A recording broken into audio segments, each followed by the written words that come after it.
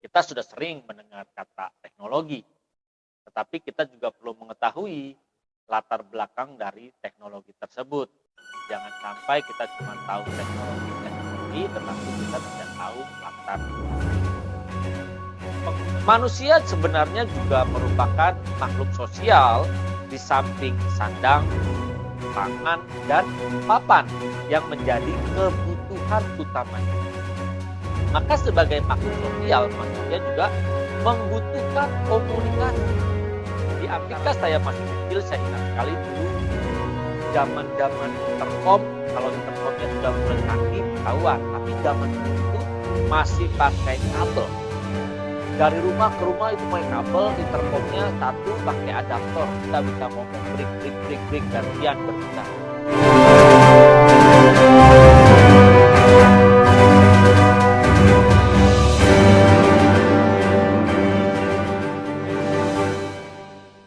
Shalom Bapak Ibu semuanya.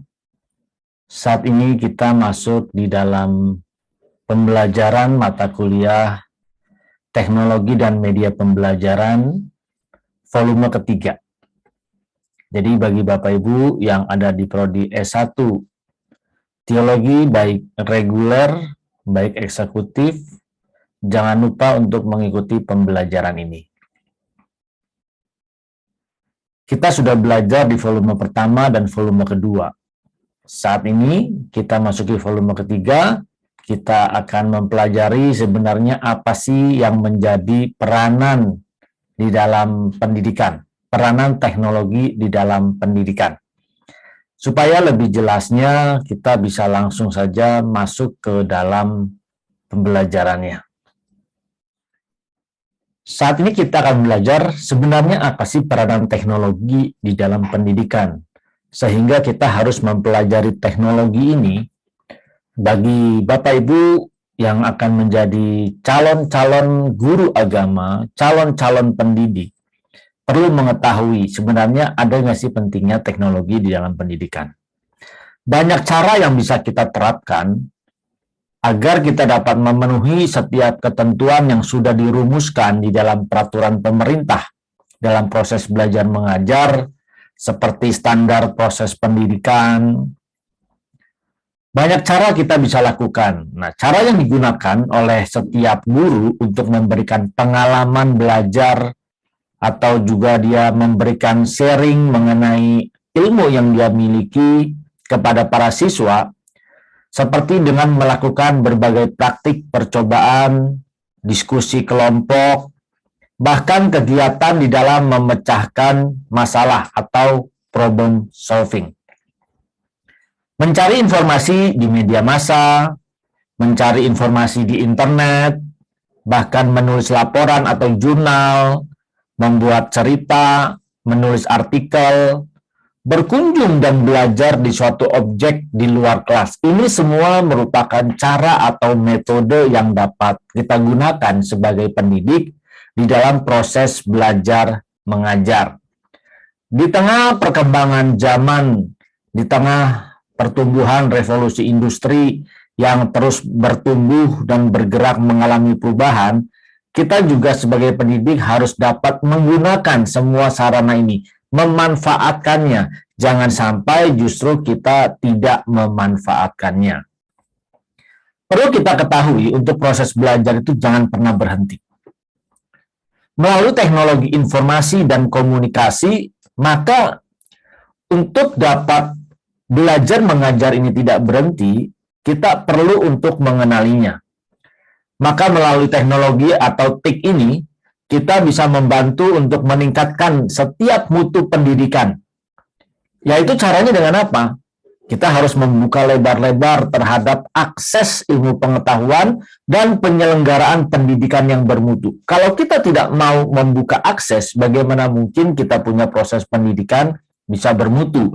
Apalagi di tengah pandemi, di tengah COVID-19 saat ini yang terus merebak sehingga proses pembelajaran secara on-site itu sangat beresiko tinggi.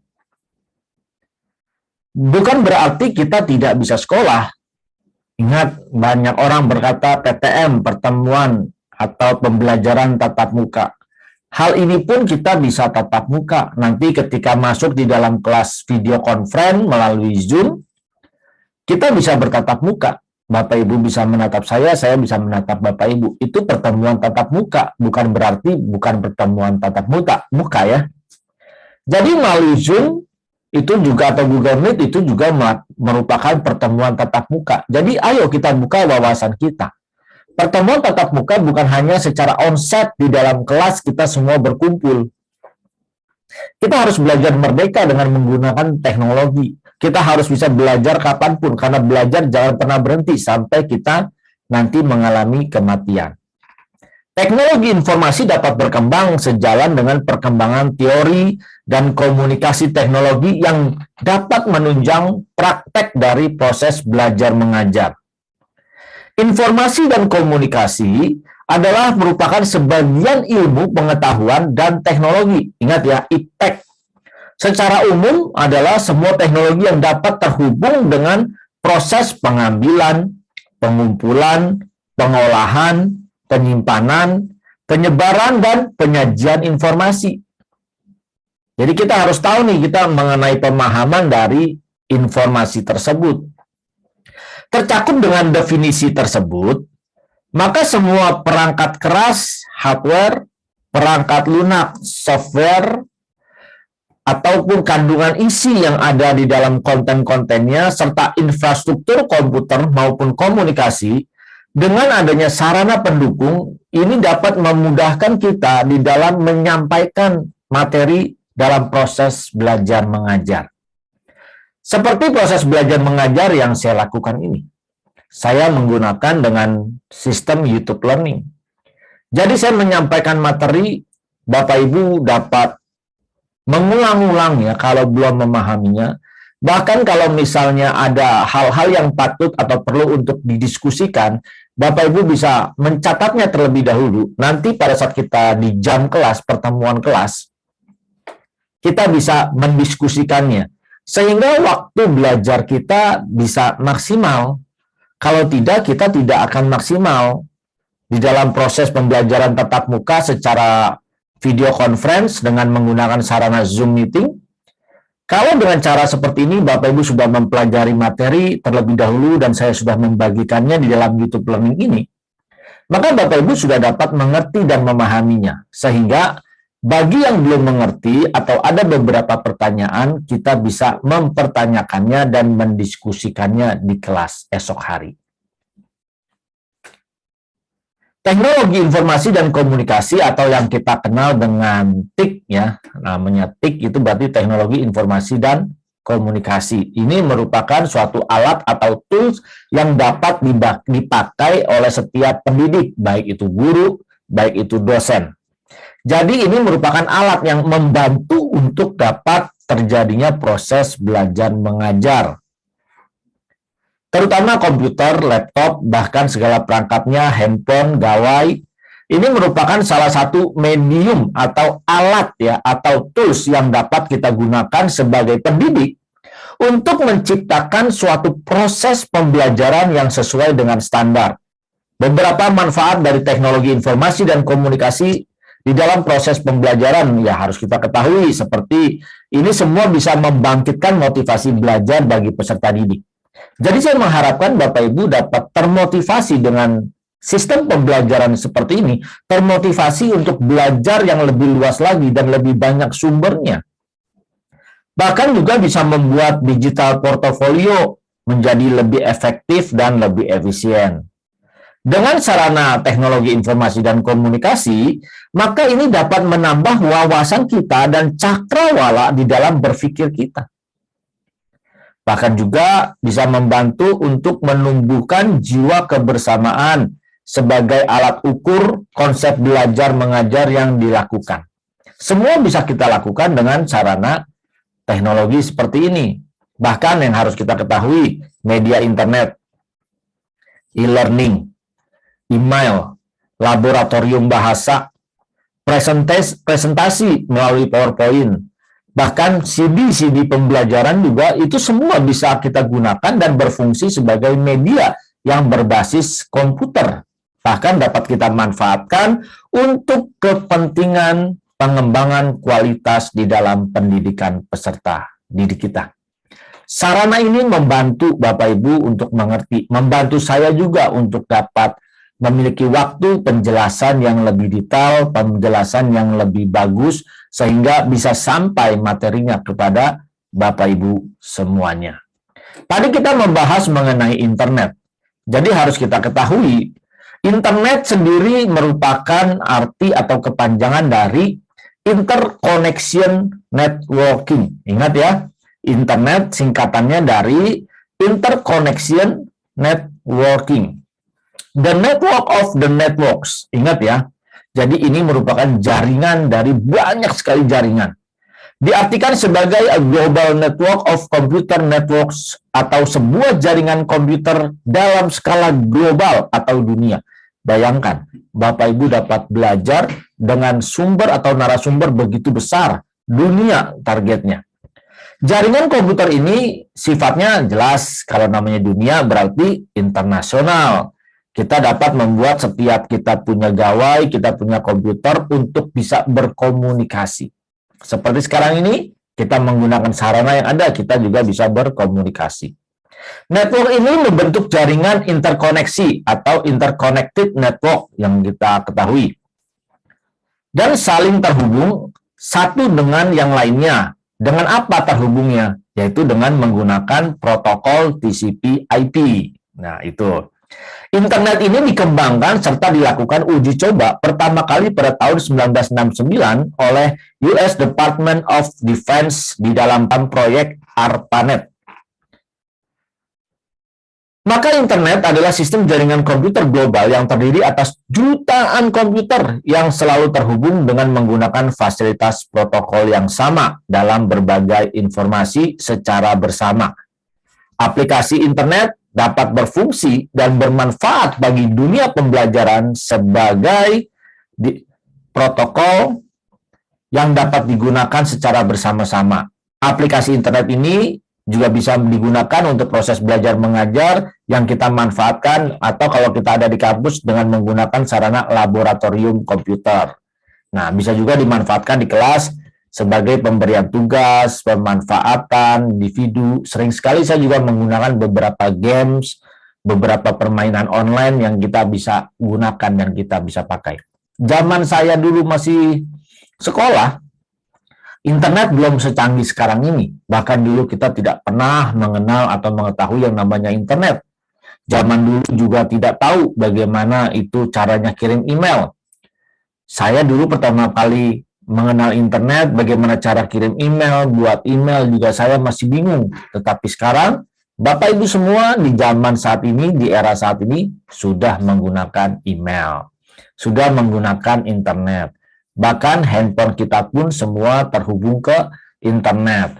Kalau kita punya handphone tidak terhubung ke internet, kita rasanya seperti tidak bisa bergerak, rasanya tidak bisa mengakses ke sana ke sini. Bahkan proses belajar seseorang itu sering sekali lebih banyak waktunya untuk mereka terhubung kepada internet. Berarti pentingnya jaringan internet ini di dalam teknologi ini untuk membuat kita terhubung ke dunia luar, belajar, sehingga kita bisa menangkap, mengerti semuanya. Kalau sampai ada di antara Bapak Ibu yang anti dengan internet, anti dengan teknologi, sangat disayangkan. Karena kita bisa ketinggalan. Justru jaringan internet ini yang membuat kita bisa banyak belajar. Kita bisa banyak mengerti, kita bisa banyak memahami. Setiap orang punya ilmu, punya teori, punya pandangan, punya paradigma, punya pengalaman yang berbeda-beda. Justru dengan adanya jaringan seperti ini, kita bisa belajar lebih banyak. Dari siapapun kita bisa terhubung. Bahkan proses pembelajaran yang saya gunakan ini pun, selain dengan menggunakan YouTube Learning, kita bisa tetap berkomunikasi dengan cara menggunakan Google Classroom. Di mana nanti kita juga akan mempelajari bagaimana proses-prosesnya, pemberian tugasnya, bagaimana kita memberikan materinya, semua berjalan dengan paralel. Bapak Ibu jangan lupa juga nanti kalau misalnya ada tugas-tugas harus menjawab. Nah, di sini saya menggunakan tugas-tugas bagaimana prosesnya dengan cara menjawab melalui komentar di YouTube ini. Selanjutnya kita harus ketahui dengan adanya sarana internet, adanya sarana jaringan, maka kita bisa melakukan proses pembelajaran dengan sistem e-learning atau electronic learning. Yaitu inilah pendidikan masa depan. Banyak sekarang bahkan dunia marketplace, perusahaan-perusahaan mereka sudah menggunakan e-learning dan mereka sangat fasih di dalam proses penggunaan e-learning. Sehingga setiap Bapak Ibu yang berada di dalam sekolah-sekolah tinggi ini, jangan sampai tidak menggunakan e-learning. Karena e-learning merupakan metode pembelajaran melalui sistem online. Ingat loh, metode pembelajaran dengan cara online. Tadi kita sudah tahu ada internet, sekarang ada e-learning. Di mana pembelajaran atau proses peserta didik dengan pendidik ini didukung dengan jasa teknologi. Apa sih jasanya? Yaitu bisa telepon, bisa audio, bisa video tape, bisa transmisi melalui satelit ataupun komputer. Zaman dulu ada kuliah jarak jauh dengan surat menyurat. Bahkan ada juga yang mereka dengan mendapatkan CD lalu belajar. Ada juga yang kita belajar mandiri dengan buku, kita membeli bukunya. Tapi zaman sekarang orang sudah banyak bermain dengan electronic book atau e-book. Ini lebih mudah lagi. E-learning merupakan satu model pembelajaran dengan menggunakan media teknologi komunikasi dan informasi, khususnya menggunakan jaringan internet. Ada juga e-learning yang mereka membeli bukunya, seperti universitas terbuka, mereka belajar beli buku. Tapi sekarang mereka juga sudah menggunakan sarana online, ujian online, bahkan kita bisa mengakses perpustakaan nasional secara online. Ini kemajuan zaman. Semua sarana ini e-learning dengan menggunakan internet, baik itu intranet ataupun jaringan komputer lainnya. Internet jelas terhubung keluar. Lalu apa itu intranet? Intranet jelas itu hubungannya di dalam suatu institusi, jadi tidak bisa keluar. Seperti kalau di dalam dunia marketplace ada suatu perusahaan, mereka menggunakan jaringan intranet, maka orang luar tidak bisa mengakses ke dalam jaringan intranet tersebut. Dan yang ada di dalam jaringan intranet ini juga tidak bisa terhubung keluar, karena mereka terkoneksi hanya khusus di lingkungan tempat dia bernaung. Ini sebagai salah satu proses pengamanan juga.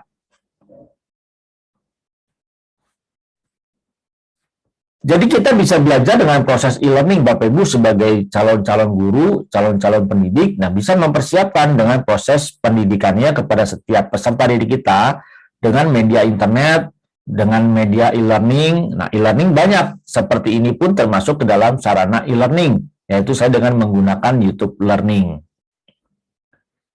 E-learning merupakan sistem pendidikan yang menggunakan aplikasi elektronik untuk mendukung proses belajar mengajar kita ini, menggunakan media yang ada, jaringan komputer, baik itu standalone. Bisa saja video ini di-download, lalu ditaruh di komputer kita atau ditaruh di sebuah CD dan kita mendengarkannya. E-learning merupakan salah satu penggunaan teknologi internet di dalam penyampaian pembelajaran dalam satu cakupan yang luas dan berdasarkan kepada 3 kriteria, yaitu e-learning merupakan jaringan dengan kemampuan untuk memperbaharui, menyimpan, mendistribusi, dan membagi materi ajar atau informasi.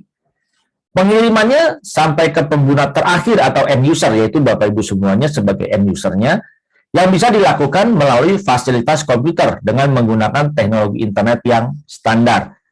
Fokus pada pandangan yang luas dalam proses pembelajaran di balik paradigma proses belajar mengajar yang tradisional. Masih banyak yang bingung. Nah, sebelum saya lanjutkan, maka Bapak Ibu harus menjawab pertanyaan ini.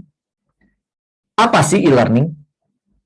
Bagi Bapak Ibu calon pendidik atau bagi Bapak Ibu setiap peserta didik atau mahasiswa-mahasiswi di dalam kelas saya, khususnya untuk kelas teknologi dan media pembelajaran di Prodi S1 PAK, silakan menjawab apa e-learning menurut pemahaman Bapak Ibu Saudara. Jawaban ditulis di dalam kolom komentar YouTube video ini.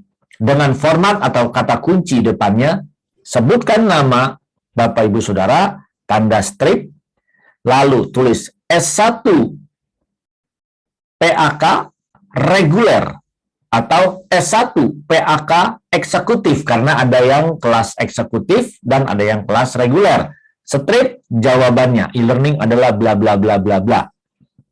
Ingat kata kuncinya, nama, strip, S1 PAK reguler atau eksekutif. Ya, jadi kalau Bapak Ibu reguler, tulis reguler, S1 PAK reguler. Kalau Bapak Ibu eksekutif, S1 PAK eksekutif. Strip, jawabannya apa untuk e-learning. Nanti saya akan memberikan nilainya melalui Google Classroom. Saya akan menjawab jawaban, akan memberikan atau memeriksa setiap jawaban dari Bapak Ibu di dalam kolom komentar YouTube. Jadi ingat, ini akan saya berikan dan tugas ini batasnya waktunya sampai pada saat jam perkuliahan kita berlangsung. Ketika jam perkuliahan berlangsung, maka tugas ini saya tutup. Ingat, jangan sampai tidak menjawab. Menindaklanjuti atau berbicara tentang e-learning begitu penting. Jadi, setiap Bapak Ibu, proses yang kita lakukan saat ini juga merupakan proses e-learning. Jadi kita harus mengerti saat ini kita telah mempelajari peranan teknologi di dalam pendidikan. Bisa mendukung e-learning, bisa mendukung proses belajar mengajar, bisa mendukung komunikasi sehingga setiap materi dapat tersampaikan kepada Bapak Ibu semua dengan baik. Sampai berjumpa di dalam kelas. Nanti kita akan berjumpa melalui Zoom, jadi kita bisa belajar, kita bisa berdiskusi. Silakan sediakan pertanyaan-pertanyaan. Silakan kita nanti berdiskusi untuk memperjelas masalah pembahasan dari peranan teknologi ini. Ingat Bapak Ibu, kita akan bertemu di dalam kelas nanti. Bagi Bapak Ibu Saudara yang belum atau baru pertama kali mengunjungi channel ini, kembali saya mengundang, ayo. Klik tombol subscribe dan aktifkan gambar loncengnya, sehingga dapat mengikuti proses belajar mengajar secara terus-menerus, kapanpun dan dimanapun. Tuhan memberkati.